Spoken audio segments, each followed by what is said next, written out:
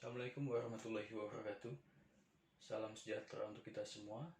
Shalom, Om Swastiastu, Namo Buddhaya, salam kebajikan. Kali ini dalam video conference saya ini, saya akan mengulas tentang sektor ekonomi dan mungkin sektor hukum secara konstitusi. Di mana kali ini saya akan mencoba mengulas tentang yang saat ini diperbincangkan publik di ranah lini masa di Indonesia, khususnya di bidang investasi, dan kali ini akan saya coba mengulas apa yang dinamakan SWF. SWF sendiri adalah kepanjangan dari Sovereign Wealth Fund. Apa itu Sovereign Wealth Fund? Adalah sebuah lembaga investasi yang didirikan oleh negara, dalam hal ini pemerintah, di mana pemerintah saat ini sedang mengajukan usulan semacam lembaga investasi negara ke DPR, ke lembaga legislatif, di mana SWF ini atau lembaga investasi negara ini nantinya akan menjadi sebuah wadah bagi negara untuk menggait para investor luar negeri, utamanya untuk investasi di Indonesia, di mana negara nanti juga ikut menginjek fresh money lah ke SWF ini dalam bentuk permodalan dari sumber APBN, dan juga nanti semacam ada penjaminan atau emisi dari Kementerian BUMN melalui perusahaan-perusahaan BUMN.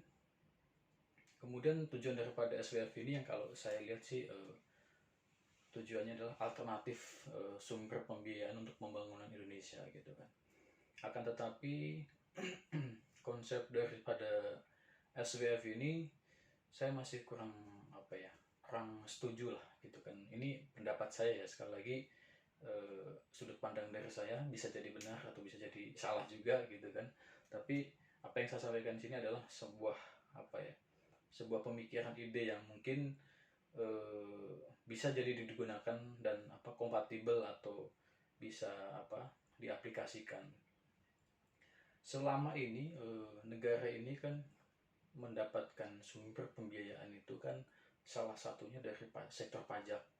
Jadi APBN kita itu ada dari sektor pajak, kemudian pendapatan negara bukan pajak gitu kan. Dan dari SWF ini adalah salah satu alternatif juga sebenarnya saya lihat. Jadi menggait investor asing untuk investasi di Indonesia secara langsung, tapi melalui lembaga investasi negara ini.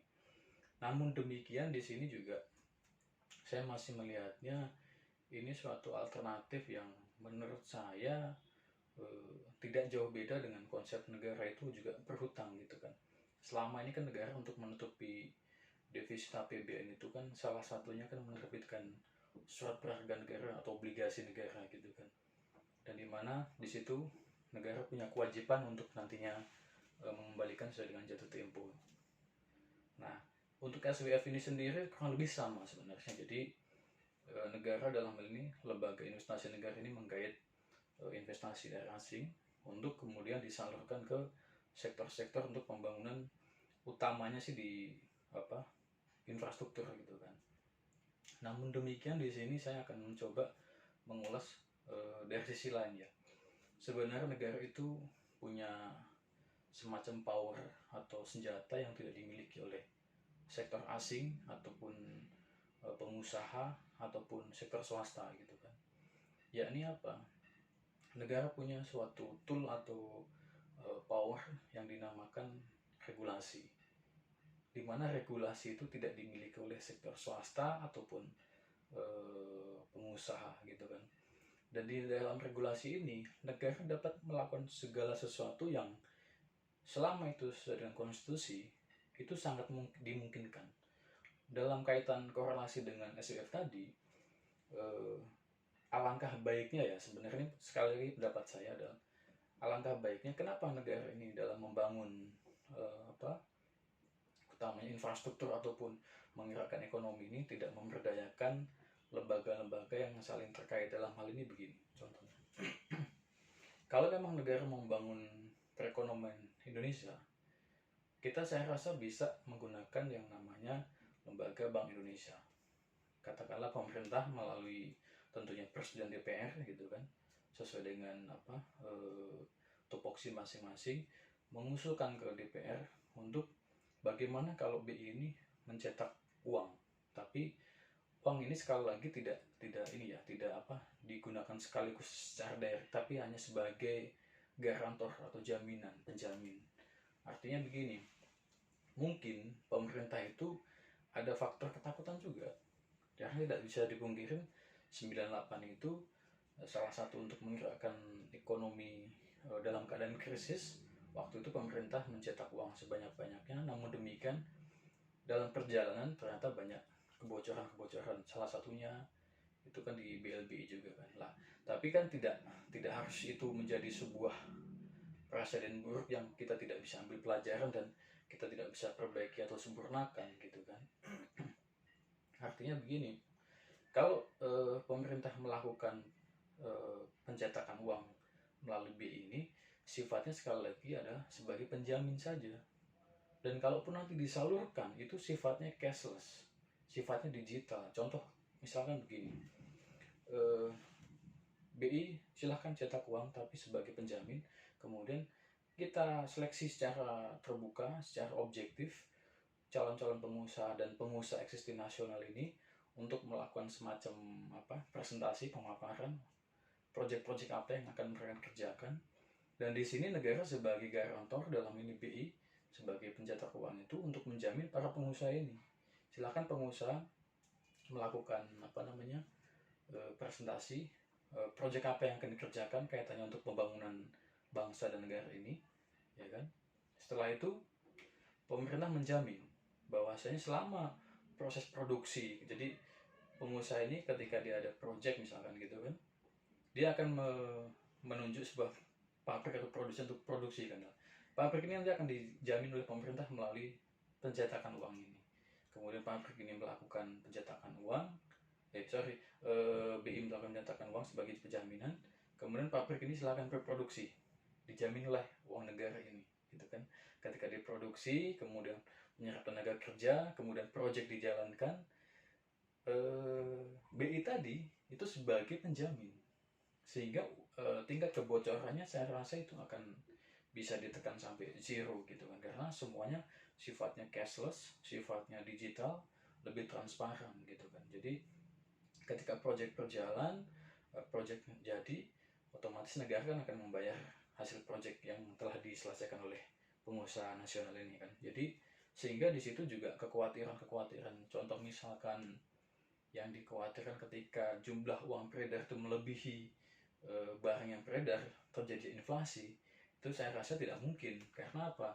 Begitu selesai proyek, uang ini dibayarkan oleh negara, kemudian uang ini oleh negara akan ditarik kembali melalui sektor pajak, kemudian uang ini akan di-distrap lagi oleh negara, sehingga perputaran uang itu juga sangat-sangat terkontrol. Jadi apa yang menjadikan kekhawatiran selama ini terjadi inflasi karena jumlah uang beredar lebih banyak daripada jumlah barang yang beredar, itu sangat bisa ditekan secara sistem digital dan cashless ini gitu kan. Dan saya rasa dengan konsep itu juga seharusnya negara itu tidak perlu berhutang untuk membiayai sektor perekonomiannya, sehingga negara dapat berdikari sendiri, utamanya untuk Indonesia sih. Indonesia saya rasa 5-10 tahun ke depan, di mana populasi kita ini seperti kita tahu, kita sekarang didominasi oleh segmen generasi milenial dan generasi Z. Generasi milenial sendiri mulai dari tahun 81-an lah sampai dengan 95, kemudian 95 ke atas sampai dengan 2000, itu generasi Z. Itu adalah generasi populasi yang mendominasi Indonesia 5, 10, dan 20 tahun ke depan. Sehingga apa? Dalam artian bahwasanya ketika kita bisa bisa membaca semua ini, jadi Indonesia ini market sudah ada, bahan baku sudah ada, artinya tinggal meng-create bagaimana regulasi ini bisa mensupport untuk bisa kompatibel dan mengintegrasikan dan melakukan yang namanya supporting kepada market sudah ada, bahan baku sudah ada, jadi kita bisa jadi negara berdikari. Itulah kenapa Indonesia, kalau teman-teman sekalian melihat, Indonesia itu dalam sejarah tidak pernah dilakukan namanya embargo oleh negara lain. Tapi dengan konsep yang tadi saya sampaikan itu, bahkan Indonesia bisa jadi melakukan yang namanya mengembargo diri. Jadi kita berdikari, mengcreate tadi konsep tadi, jadi dari kita untuk kita, jadi market sudah ada, kemudian bahan baku sudah ada, tinggal regulasinya yang harus mendukung. Mungkin kedepannya contoh misalkan omnibus law itu juga bisa menjadi salah satu cikal bakal bahwasanya Indonesia bisa, harapannya bisa lebih berdikari dengan sumber daya manusia sendiri, kemudian dengan memberdayakan sumber daya alam sendiri dengan konsep tadi yang saya sampaikan. Itu saya rasa sangat bisa dan sangat mampu dan layak Indonesia bisa bangkit dan bisa bahkan bisa menjadi negara nomor 1 di dunia, minimal 3 negara terbesar di dunia.